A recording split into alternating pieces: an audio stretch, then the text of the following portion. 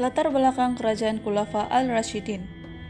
Kerajaan ini terbentuk secara rasmi pada tahun 632 Masehi, yaitu apabila Abu Bakar al-Siddiq dipilih oleh umat Islam sebagai khalifah pertama.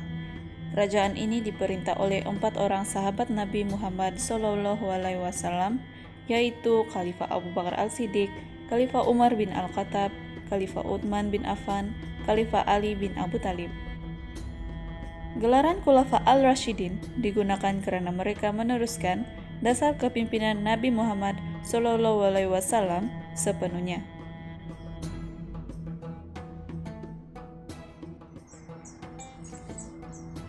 Institusi Khalifah. Institusi Khalifah bermula serentak dengan pelantikan Abu Bakar al-Siddiq menggantikan Nabi Muhammad SAW sebagai ketua negara Islam Madinah yang baru. Pelantikannya melalui proses musyawarah dan bai'ah serta tidak berdasarkan keturunan. Khalifah merupakan individu yang paling berkuasa. Khalifah bebas dari sebarang kawalan dalam bentuk pelembagaan atau badan politik, namun kekuasaannya tidak bersifat mutlak dan autokrasi karena Al-Quran dan Sunnah merupakan panduan yang membimbing dan mengawal segala tindakannya.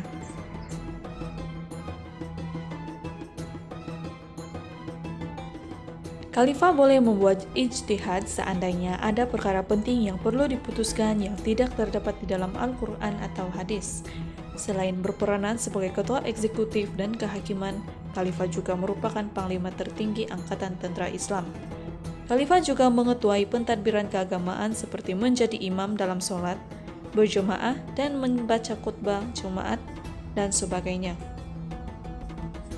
Khalifah juga bertanggung jawab menyelia dan menguruskan pungutan hasil dalam negara, pembangunan infrastruktur seperti pembinaan tali air, dan sebagainya. Khulafa al-Rasyidin mengendalikan pemerintahan pusat berdasarkan 3 sumber utama yaitu Al-Quran, Sunnah, dan Ijma'.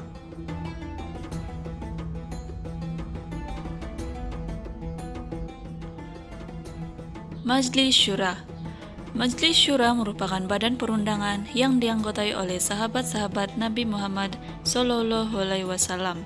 Ia menjadi tempat rujukan kepada Khulafa al-Rasyidin dalam urusan pentadbiran negara dan juga sebelum sesuatu keputusan dan tindakan penting dilaksanakan seperti pemilihan gubernur, panglima-panglima tentara, dan serangan-serangan ke atas pasukan musuh. Sesuatu dasar diputuskan melalui kaidah syura, yaitu keputusan yang dibuat berdasarkan suara majoriti. Semasa pemerintahan Khalifah Umar bin Al-Khattab, Majlis Syura ditubuhkan secara rasmi dan berfungsi secara formal. Anggotanya dilantik daripada kalangan para sahabat yang berpengalaman dan berperanan sebagai badan penasihat khalifah. Bilangan ahli Majlis Syura tidak ditentukan dan bergantung kepada keperluan semasa.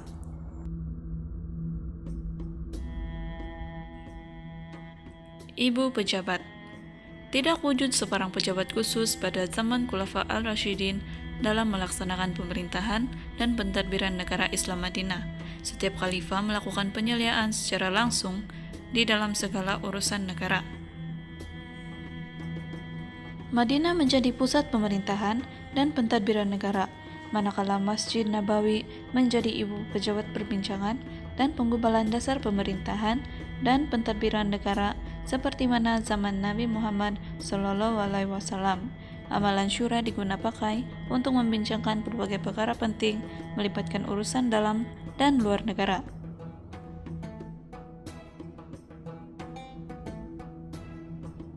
Dasar pentadbiran. Khulafa al-Rasyidin mengendalikan pentadbiran pusat berdasarkan 3 sumber rujukan utama yaitu Al-Quran, Sunnah, dan Ijma'.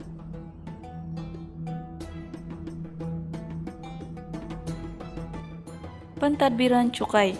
Sumber pendapatan negara Islam di zaman Khulafa al-Rasyidin adalah sama seperti di zaman Nabi Muhammad SAW, yaitu zakat, jizyah, kharaj, ganimah, dan fei.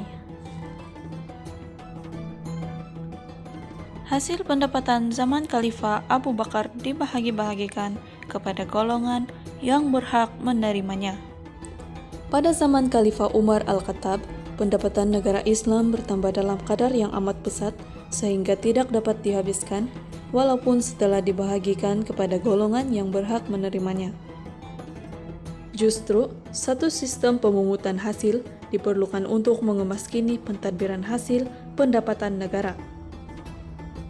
Sejak itu, Khalifah Umar memberi perhatian khusus dan serius dalam pentadbiran pemungutan cukai berdasarkan prinsip-prinsip yang digariskan oleh Nabi Muhammad SAW dan Abu Bakar. Jenis cukai baharu juga diperkenalkan oleh Umar seperti usyur. Baitul Mal. Pada zaman Nabi Muhammad SAW dan Khalifah Abu Bakar, sumber pendapatan negara dalam bentuk zakat, jizyah, dan sebagainya tidak disimpan lama, malah terus diagihkan kepada tentara Islam dan golongan yang berhak. Pendapatan negara dibelanjakan sepenuhnya tanpa ada lebihan. Inilah faktor terpenting mengapa institusi keuangan dalam bentuk Baitul Mal tidak timbul di zaman mereka. Di peringkat pusat, ibu pejabat Baitul Mal telah didirikan secara rasmi pada zaman Khalifah Umar Al-Khattab karena kepesatan pendapatan negara ekoran perluasan wilayah jajahan Islam. Sumber pendapatan yang amat banyak ini tidak dapat diagihkan serta-merta dan sepenuhnya. Bagi melicinkan pentadbiran keuangan, Panglima Khalid Al-Walid mencadangkan kepada Khalifah Umar agar menubuhkan sebuah institusi keuangan negara yang bertanggung jawab menguruskan harta negara. Pada ketika itu, perbendarahan negara ini dikenali sebagai Diwan atau Khazanah, kemudiannya dikenali sebagai Baitul Mal. Segala sumber pendapatan dan laporan keuangan daripada tanah jajahan akan dihantar melalui Gabenor setiap wilayah kepada Khalifah di Madinah setiap tahun. Sejak itulah, Baitul Mal berfungsi sebagai agen kerajaan yang menguruskan harta negara dan membelanjakannya untuk kepentingan rakyat dan negara selaras dengan akidah, syariah, dan akhlak Islam.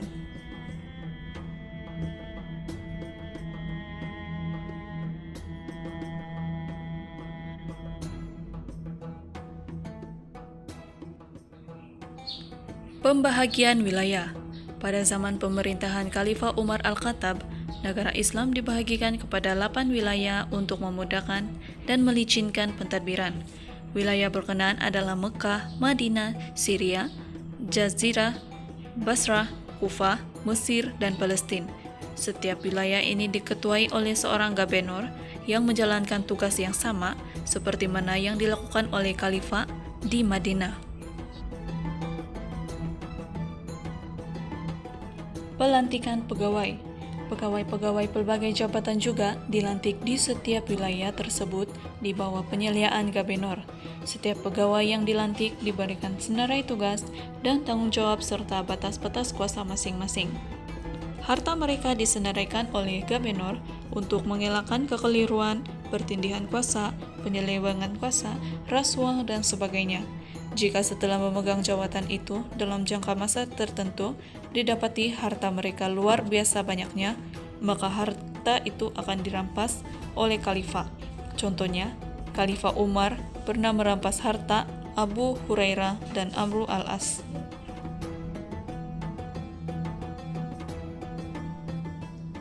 Antara pegawai yang dilantik di peringkat wilayah untuk membantu gabenor ialah amil yang bertugas memungut hasil negara, kadi sebagai hakim dan pengurus pentadbiran kehakiman, serta mengurus urusan wakaf seperti masjid, madrasah, dan sebagainya. Jawatan lain seperti kitab al-diwan, sahib, baitul mal, pegawai keuangan wilayah, setiausaha tentara, pegawai cukai, dan pegawai polis. Di peringkat awal zaman Khulafa al-Rasyidin, para gabenor menyandang jawatan hakim karena tugas pentadbiran tidak pernah dipisahkan bagi melaksanakan keadilan. Namun pada zaman Khalifah Umar, beliau melakukan pemisahan antara jawatan pentadbiran dan kehakiman karena bertambah luasnya wilayah-wilayah Islam yang menyebabkan bertambahnya beban tugas dalam kadar di luar kemampuan seorang gabenor.